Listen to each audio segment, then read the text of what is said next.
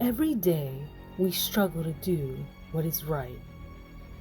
But the Yetzer somehow always seems to get in the way.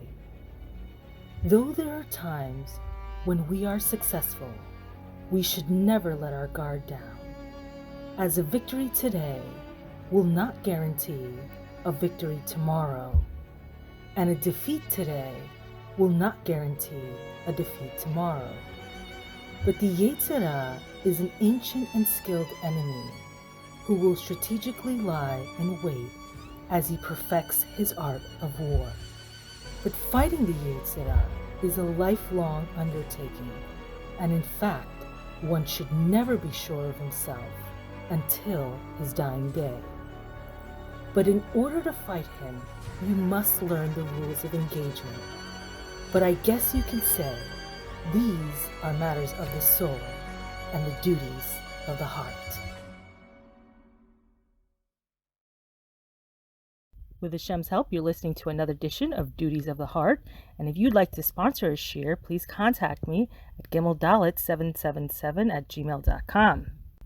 So we're continuing on the Gate of Dedication. And again, if you'll recall, this chapter is made up of a lot of sub-chapters. And the one we're starting on today is the temptation of worldly pleasures. And it states, finally, the Yetzer tries to make you lazy in your service to Hashem and keep you busy with worldly things such as food, drink, dress, travel, and enjoyment of various physical pleasures. If you listen when it tells you to take pleasure from necessary foods, it will then make luxuries that are less important than food look attractive to you. It will whet your appetite for merriment and amusement, make you envy people in power and their underlings, and make you want to act like them, following their lifestyle and trends of enjoyment. When the Yetzer sees that you are willing and eager to act like that, it says, gird your loins, you fool, and bare your arm, you ignoramus. Go all out to serve this world and its people. Maybe you'll get some of the things you want. Don't do anything for the next world unless it helps you in this world and makes you popular with people and leaders and with the powers that be down to plain folks. Study only that which will gain you the respect of your contemporaries and will make you popular with the rich and important people, such as the arts, linguistics, public speaking, grammar, poetry, charming riddles, interesting parables, and striking metaphors. Always try to be in the company of cultured people and learn how to converse with all classes of people. Never be quiet, for if you are, people will think that you're an idiot and a fool. Stay away from all studies which require hard work and are of small benefit. But the Yetzer will be demolished if from the very start you do not allow your cravings to gain a foothold and you do not satisfy your desires and chase after luxuries. Tell the Yetzer that you do not need luxuries. You have enough trouble just earning a living, and should God grant you extra income without having to put an additional effort, you would spend it on proper and worthy causes. If he does not grant you extra income, you will make do with the basic necessities and need nothing else. For if you bow to the Yetzer, you will gradually slide down to the point where you will be ruined in this world and the world to come.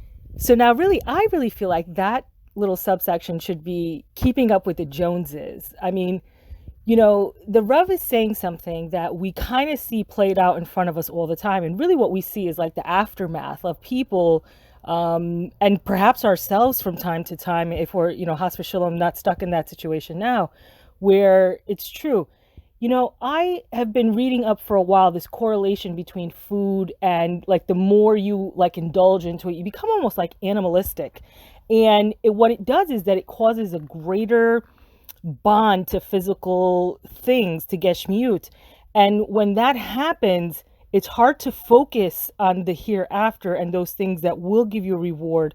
And for some people, this is very hard to break out of, especially when, whatever you're going through in this life seems very real. I mean, we can talk about the Matrix and how this is all like a computer simulation, but, when you're going through it, when you're going through pain, it feels mamash like this is it. This is all that there is. And Olam Haba seems so far away. But the aftermath of that is that people tend to numb their pain in things. And believe it or not, I think I said in this year, like years ago, I also had this problem where you'd buy, and you can never be satisfied because you're always looking at the next thing, the next thing, the next thing. And so really this sets up like a rat wheel, and you get caught up in this cycle of more, more, more, more. And of course, eventually it does destroy you and everyone around you because you can only think about your next. It's almost like an addict, right? The next fix.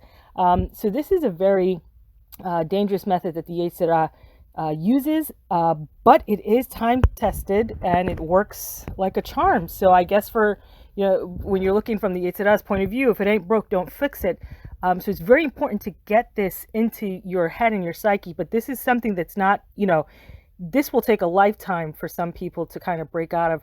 I know this is also a place where I also have to, put up barriers to kind of be mindful of. So moving on, it says how the Yetzer entices the learned, and it says the above mentioned examples of the Yetzer's methods deal only with the initial approach in which the Yetzer tries to create doubt in the mind of an uneducated person. But if you are knowledgeable about God and His Torah, the Yetzer tries to undermine your faith and befog your knowledge by offering sophistries from logic and the written and oral Torah. These amazing pseudo-proofs seem convincing at first glance, but on a closer examination turn out to be based on false premises. If you think clearly, you will catch the fallacies in the Yetzer's proofs and arguments. The truth will become apparent, and you will see things for what they are. Your wisdom will be freed from doubt, and your actions will be saved from confusion. The less knowledgeable you are, however, the more alluring the Yetzer, and the more easily will it subdue you and control you inside out by challenging you with logical arguments and feeding your convincing pseudo-proofs that dupe you. When the Yetzer finally overwhelms and controls you with the help of your intellect, which swallowed its lies, it will let you down step by step from a level that is close to the truth where falsehood is concealed to a level where all truth is hidden, the level of absolute falsehood.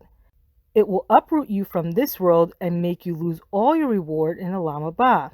It will make your wisdom work against you and your intellect cause your ruin. As it says, woe to those who are wise in their own eyes and in their own view and understanding. And this is brought down in Yeshaya 5:21.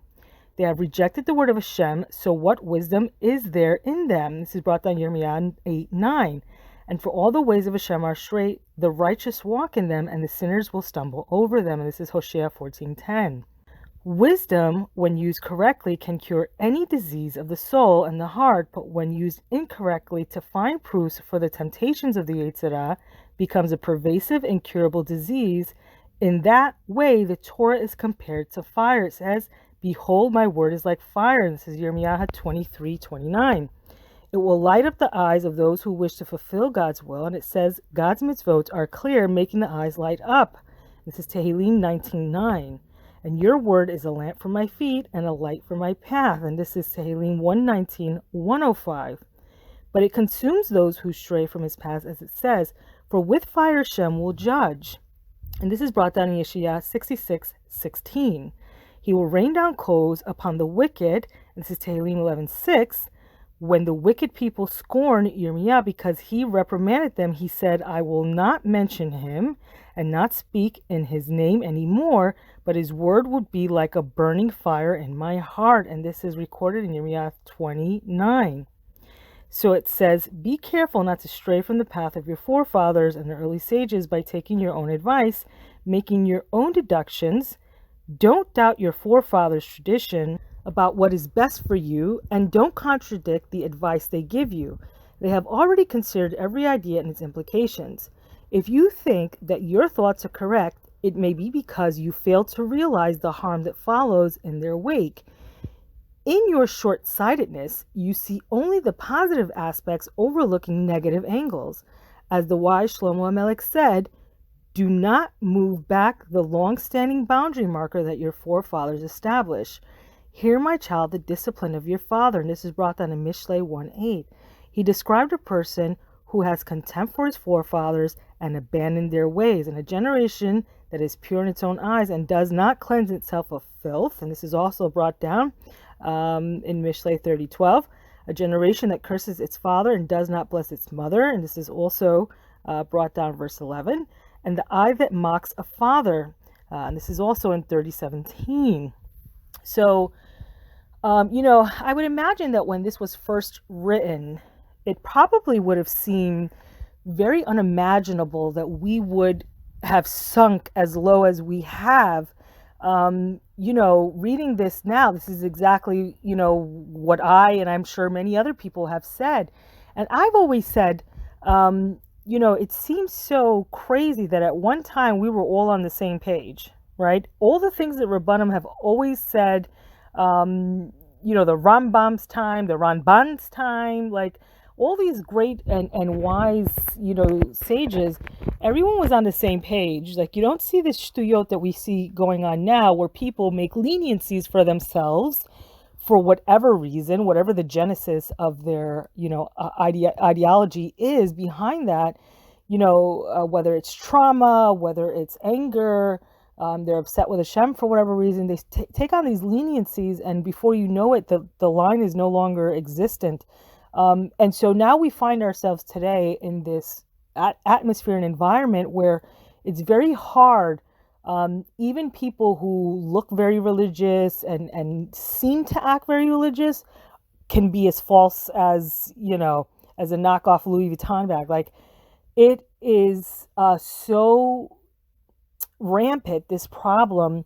And so what they're saying is, do not stray away from the sages. And ironically, Hashem also gives us the same advice when he's, talking to us in the Shir Shirim. If you don't know which way to go, follow my sages that, they had a straight path. And so I really encourage everyone all the time. This is why I like reading right from the book. You read right from the book, hard to get in trouble, right? You just, and they were so clear cut. So if you are, finding yourself like, how do I test a rabbi or a speaker, how, to make sure that they're on the level? The best thing is just to read the books. Read the books for yourself. And I always say, better that you educate yourself, and take the advice of Parkei Avot. Once you find a Rav that is on the straight, make for yourself a rabbi. You have to educate yourself. Judaism is probably the only religion I know that advocates education. In this day and age, it behooves oneself to take the time to educate themselves so that they understand and they have a clear light of the path they're supposed to be taking. So I want to finish up with this last subsection. It says, going beyond the letter of the law, and it says, although you should adhere strongly to the ways and ideas of your forefathers, if having fulfilled all the required mitzvot, you take upon yourself additional voluntary stringencies out of pure love of piety, because they make sense to you and because you are not motivated by selfish interests, that is a good thing. You will be rewarded for it, and you will be acting in accordance with the teaching of the early sages who said, make a fence for the Torah. And this is brought down in Parkei Avot 1:1. And why was Yerushalayim destroyed? Because they based their actions strictly on the letter of the law and did not go beyond the requirements of the law. And this is brought down in Baba Matzia 30b. They further said, Rav Huna said, whoever occupies himself only with the study of Torah, neglecting to do acts of kindness, is as though he has no God, for it says, many days passed by for Israel without a true God. 2 Divrei Hayamim 15:3. Without both Torah and acts of kindness, a person is without a true God. And this is brought down in Avodah Zarah 17b. In conclusion, a devout man once said, if you do not do more than what you have to do, you haven't done enough. But the optional is acceptable only if you've already fulfilled the essential. And the sages permitted us and even compelled us to go beyond minimum requirement of the law. And they said, for example, we should add from the profane to the sacred. And it's brought down Yoma 81b. And they added fast, extra prayers, additional charities, and told us to avoid overeating permitted lavish foods.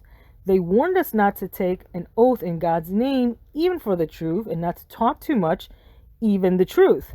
Not to discuss other people's activities, even if we don't criticize them. Not to praise someone else excessively, even if he deserves to be praised, because too much praise leads to disparagement. Not to condemn people who are lax in their observance, even if they deserve it, and the other teachings like that. So now that last piece of advice really, if we'd only get that part down, we'd save ourselves a lot of trouble. And, it says in the Parkei Avot, he who guards his tongue guards his soul. Talking tends to get us in trouble. Sometimes we think we're doing a good thing and we're saying good things about somebody, and it's still, it causes like this chain reaction within other people. And you could be saying something really purely great about someone, and the person hearing it for whatever reason may have an eye in Hara, and it really could affect the other person. It's really scary. If you've ever like learned Chafetz Chaim and you learned about Shmirat Haloshin, it's very scary. Like it's no wonder, like speech really is the one thing has the potential to trip any and everyone up at any time. You don't know when you're going to say something that's offensive. And what I always admire with some of these, Rabbanim, is that what they say is that they didn't say much, and what they said was right to the point. And of course, this is something that in our day and age, like we couldn't even fathom that. Like, what does that mean? Like, I have to hold my tongue. But with Hashem's help, we'll get there. I think that the more that we expose ourselves to this idea, the more that we make, an awareness, an offense, like they say, and we will start to guard that tongue with Hashem's help. So that's it for today, and I hope we'll all be together again soon. B'ezrat Hashem. You can follow this series, Duties of the Heart, on YouTube at Gimel Dalet 777. Click subscribe to be notified of upcoming shirim.